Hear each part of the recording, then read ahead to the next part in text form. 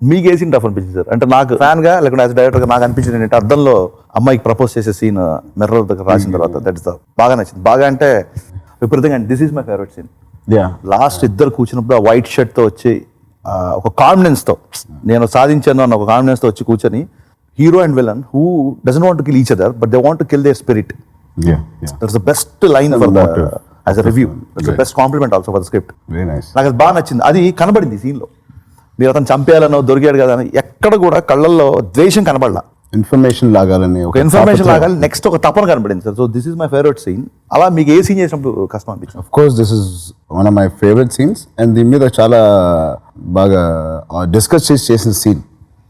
దో చేయడానికి చాలా డిఫికల్ట్గా ఎందుకు ఉంటుందంటే ఒకటి చాలా గ్రాఫ్లు ఉన్నాయి, ఒకేసారి అరవకూడదు, సీన్ చాలా పెద్ద సీన్. సో ఇవన్నీ మాట్లాడుకుని మా అందరి కాంట్రిబ్యూషన్ ఇట్ హెల్ప్డ్. ఇంకోటి మీరు చెప్పినట్టు అద్దంలో రాసే ఐ లవ్ యూ సీన్, అది also was very interesting, lot of emotions.